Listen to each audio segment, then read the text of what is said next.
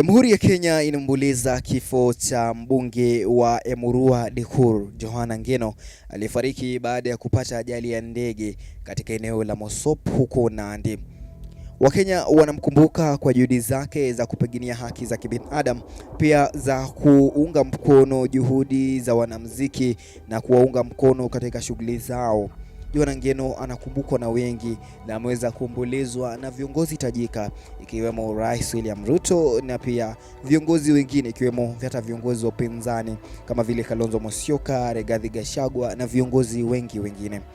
Sasa tusherehekee maisha yake, tuangalie juhudi zake katika maisha yake, vitu ambavyo alikuwa anavifanya katika uhai wake, na vitu hivi ni gani na mbona watu wanamkumbuka hivi mbunge huyu ambaye watu wengi wanamuita kama Kingpin ama kiongozi mkuu wa jamii ya Kipsigis katika eneo la Bonde la Ufa. Johana Ngeno alizaliwa mnamo Disemba tarehe 12 mwaka ukiwa ni mwaka wa 1972 katika eneo la kaunti ya Narok. Johana Ngeno alikuwa kijana aliyetokea kuwa na weledi mzuri hata katika ujana wake alijulikana kwa weledi wake hasa masomoni.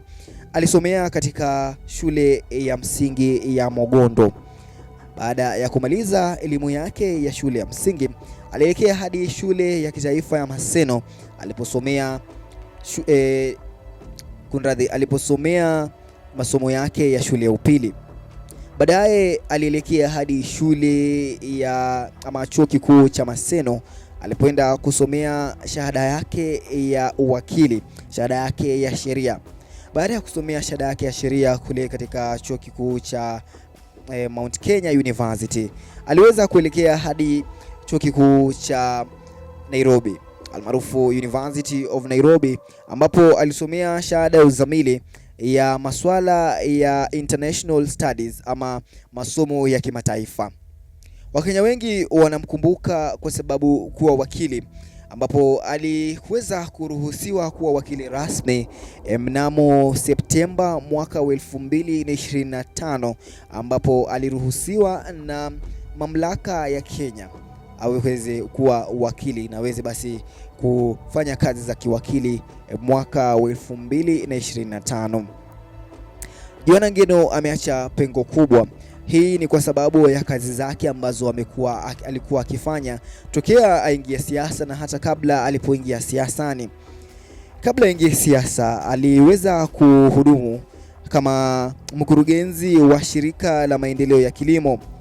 Huu ulikuwa ni mwaka wa 2008 hadi mwaka 2012. Na baada ya kumaliza kazi yake katika shirika la maendeleo ya kilimo, Johana Ngeno aliingia katika siasa.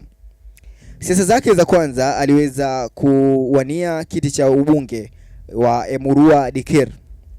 Huu ulikuwa ni mwaka wa 2013. Aliweza kufaulu na kupigwa kura na wengi ya wananchi ama wakazi wa Emurua Dikir ambao walimpa nafasi hii ya ahudumu kama mbunge wao.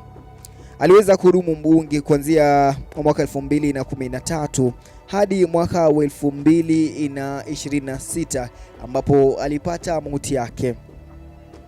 Katika enzi za ubunge wake, Johana Ngeno anakumbukwa hasa kwa juhudi zake za kupigania haki za kibinadamu, alipopigania haki za wakazi wa Angata Barakoi walipokuwa wameenda kulalamikia kuibwa kwa shamba lao ama unyang'anyaji wa ardhi yao ya Angata Barakoi. Hii ilikuwa ni Aprili mwaka 2025, ambapo inaripotiwa kwamba maafisa wa polisi waliweza kutumia nguvu kupita kiasi na wakaweza kupiga risasi baadhi ya wakazi wa Angata Barakoi, hata hivyo na kusababisha vifo na hata majeruhi ya watu wengi ambao walikuwa wanapigania ile ardhi ya Angata Barakoi. Ikumbuke pia kwamba Johana Ngeno, mbunge huyu wa Emurua Dikir, aliweza kuwafuata wale polisi na hata kuwauliza ni kwa nini wanaua watu, kwa nini wanapiga risasi watu hadharani.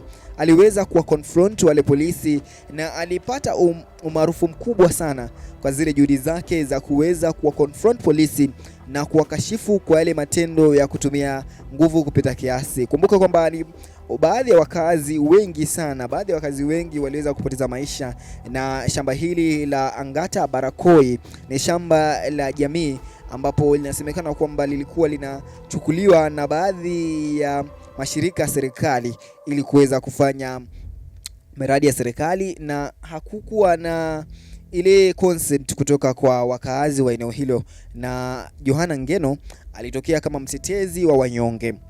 Kumbuke pia kwamba Johana Ngeno alikuwa anapigania haki za wanamuziki. Ni mmoja wapo ya wale wa viongozi wa siasa ambao walikuwa wanajali sana wanamuziki. Alikuwa kwa mara alikuwa anatengeneza mashindano ya wanamuziki, anatengeneza concerts za wanamuziki, na wanamuziki wengi walimpenda sana.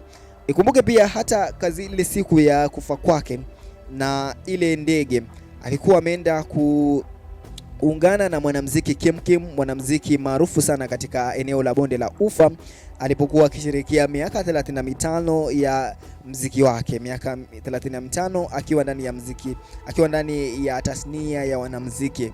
Kwa hivyo ni kiongozi ambaye alipendwa na wengi sana na alivutia umaarufu mwingi sana kwa sababu ya juhudi zake za kuwasapoti wanamuziki. Ikumbuke pia Johana Ngeno alikuwa mmoja wapo ya viongozi tajika ambao waliweza kuzuia ile kufurushwa kwa wakazi wa Mau, msitu wa Mau.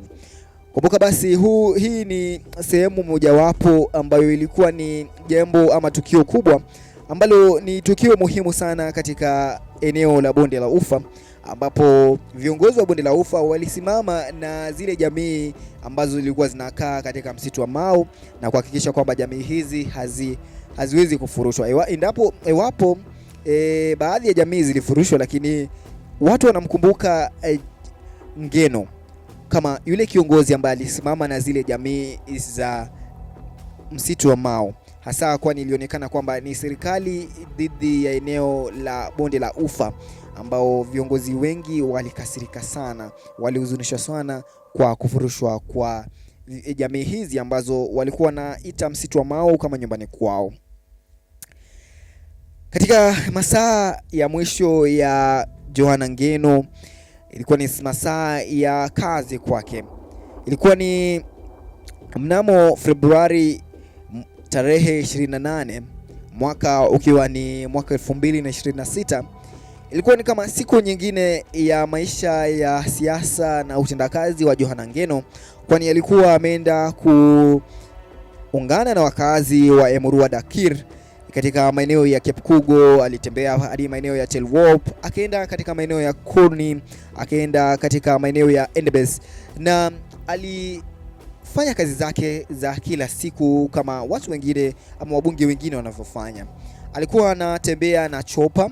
Chopa hii inaaminika kwamba